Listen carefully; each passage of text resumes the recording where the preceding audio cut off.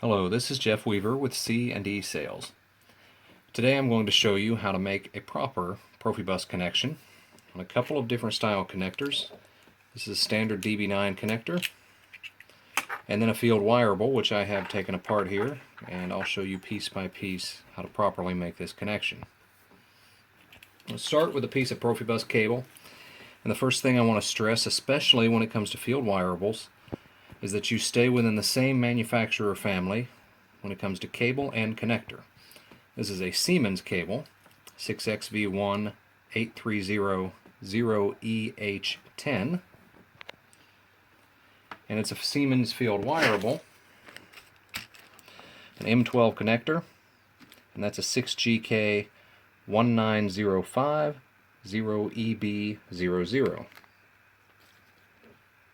Now the reason we stay the same in the same family has to do with something we'll cover later, and it really has to do with the diameter of the cable with regard to the shield ring. The stripping tool I'm going to use is a standard pair of wire cutters and strippers, a couple of screwdrivers, and this Siemens stripping tool, 6GK 1905 6AA00. Stripping tool is going to give me my cable cuts as needed. And I'm going to leave myself a little extra. You can actually learn to measure this off just perfectly, but I will go ahead and just give myself a little extra cable at the end.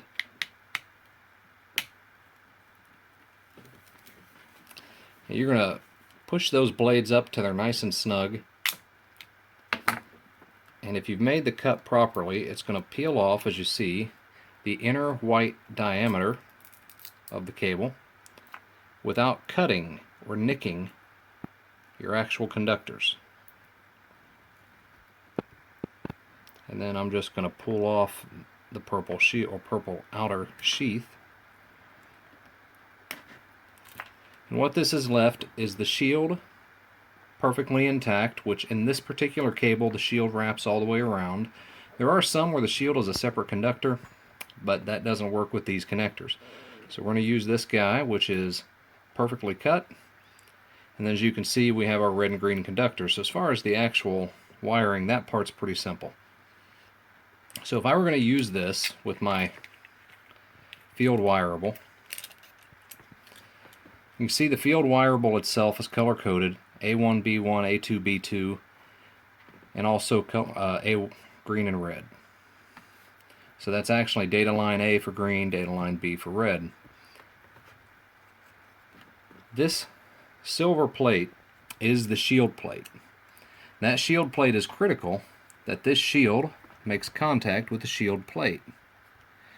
What is also critical is that the purple jacket does not make contact with the shield plate. If the purple jacket touches the shield plate, then it's going to separate the shield from the actual shield plate, and we want good conductivity there. We also don't want the shield to move beyond the shield plate. We also do not want this purple jacket to be below the connector. And if you look closely within these connectors, you have little plastic vampire teeth. Those are going to grab hold of the purple jacket, and that provides our strain relief. So we don't want them below, because if it's below, we're going to get that wiggle and it's going to damage the cable over time. So this is the proper connection right here, and then we're simply going to strip back these conductors, because these are screw terminals, and then land them at A1B1. So this connector is pretty simple, but we want to stick to that shield plate. That's really our guide with regard to the purple as well as the shield connection. The stripping tool is excellent at leaving us exactly the length we need to match the shield plate. Now it also works with our field wireable. So I'm going to piece this field wireable together one by one. Now me personally, I like to cut the end pieces off to length from sight, but you can actually develop a standard length if you would like. So the bottom of the field wireable, so we're going to take the clamping screw first and slide that over. And actually the better way to do this is to and I did this for the video, I wanted to see that the field wireable also. The better way to do this is to assemble these pieces before you actually strip the cable. So you can see I'm catching a little bit of the shield there, which is a little less than ideal. Then I'm going to drop in the clamping basket, and you don't have to remember these names. This is the sealing ring. Now these names are on a little instruction sheet that comes with these field wireables, so you're not blind when you get these guys, but nothing beats a video. So I'm going to put that guy inside the basket. And then the last piece that goes on is the shield ring. And again, I probably would have been better to not do this shield first, or this stripping first. This piece is really critical. The O-ring is listed on the instructions as a separate piece, but that typically is pre-assembled. And this guy eventually is going to go right into that spot, right up on the edge of the purple. What we're going to do is bring up our sealing ring so that we hold that guy in place where we want him. The shield, we want to fold every strand of this shield evenly, and it is important that it's even around the sealing ring. And the reason it's important is we don't want it to be gapped on any side. We want it to be even all the way across. Now notice there's a foil shield. We're not going to touch that foil shield. That foil shield needs to remain in place. The piece that we're working on is the braided shield, and that is the actual shield conductor. So what's going to happen is that shield is going to get smashed into this piece, which is called the coupling sleeve. And that's what's going to provide our shield connection. So we don't have to worry about at that moment or any longer the connection. Now this is why you absolutely must stay within the same manufacturer. Sometimes we work with other manufacturers' cable, and one in particular, the purple jacket is literally 0.5 millimeter more diameter than is this Siemens cable. Well, there's no argument as to which one is better. That's not what we're trying to do. But the problem would be if you then took that manufacturer's field wireable connector and put it on this Siemens cable, you end up with 0.5 millimeter of slop or gap, and you're no longer going to have a great shield connection. And that is very tricky to troubleshoot, especially when you're using this in larger networks. So now, as I bring this guy up, the nut,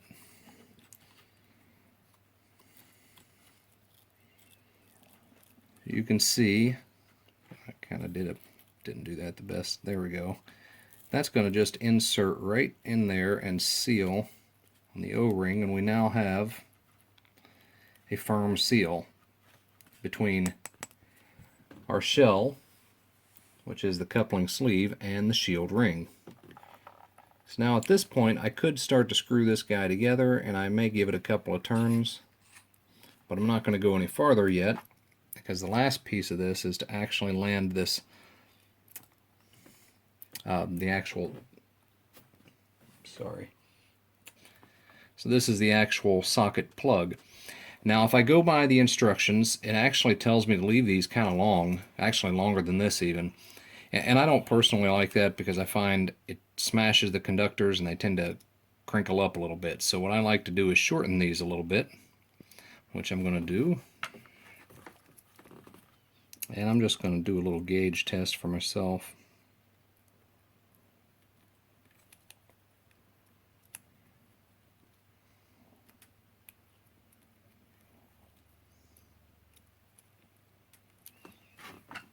Need to open that up a little.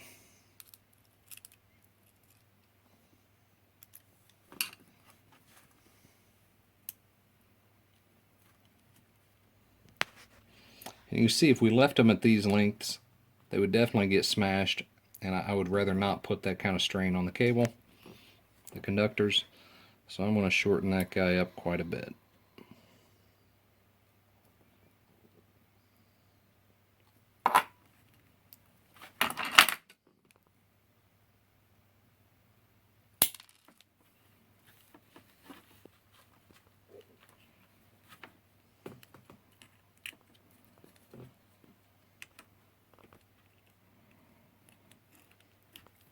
And this piece is not as critical. I mean, certainly it is critical because this is where the conductors are going to land, but it's not as critical from the standpoint of it's not as knowledge specific as the actual shield conductors.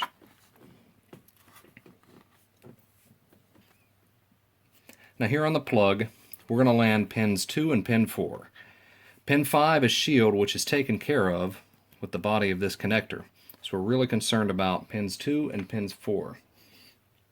2 is data line A, which is our green conductor.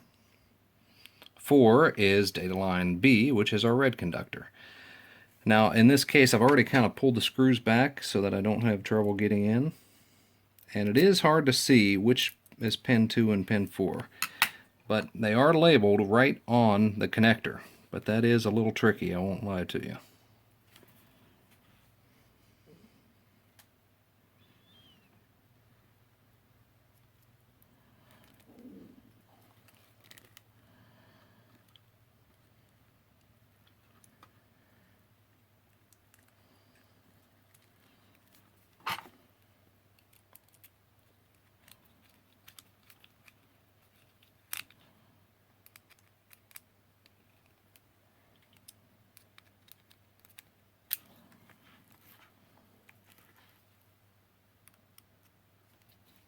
Now you may want to leave these conductors a little longer so you can see the connection a little better. It's a little easier to see, I'm sure, from my viewpoint than on camera.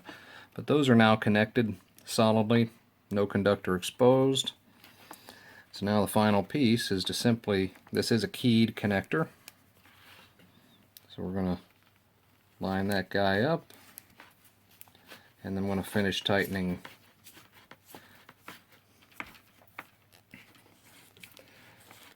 the clamping screw. And now we have properly connected M12 male connector. And not that you would need to see it, but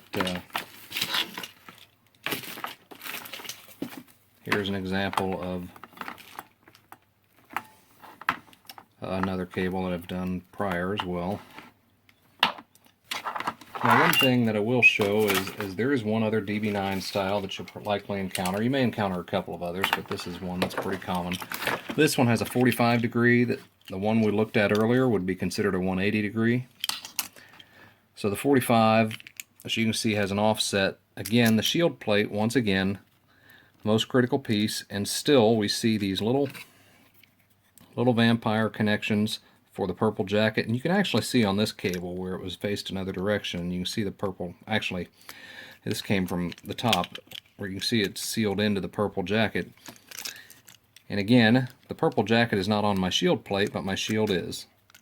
And that provides my strain relief. And in this example, the 45 degree, the red cable or conductor is just a little bit longer than the green.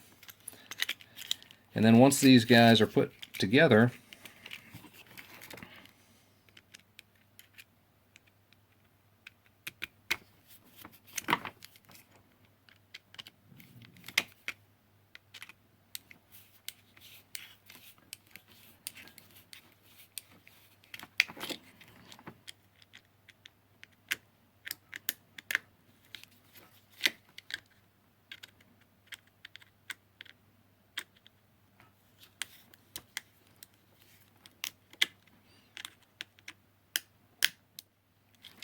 you can see how solid the connection is.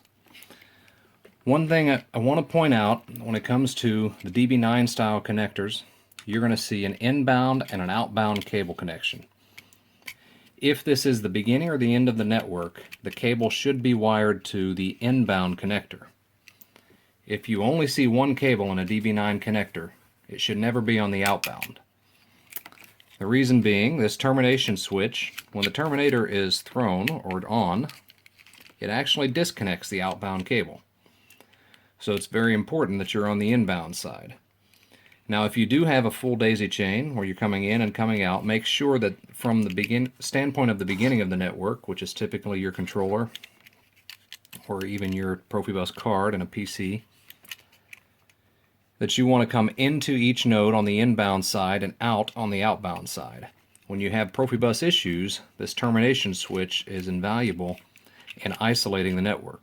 So when I turn on the terminator, the outbound network is disconnected, and it gives me a whole network up to that point, at least theoretically, if the network is having problems on the back end. With the M12 connector, you don't have a terminator built in, not this connector anyway. So what you typically have with an M12 is that you're plugging into a node device that has an inbound and an outbound port. So in that instance, you're going to use the termination plug, which is actually a little M12 plug that will plug into the outbound port. And if you have to pick it up in the middle of the network for troubleshooting, you'll take that termination plug, you'll disconnect the outbound cable at that particular device, maybe in the middle of the network, plug in your termination plug, and that will give you a termination impedance at that point, and of course disconnect your outbound network in that moment. So that is it. Hopefully that clears up the illustration or the installation of your M12 field wireable as well as your DB9 field wireable. If you have any questions, please contact C&E Sales at 1-800-228-2790.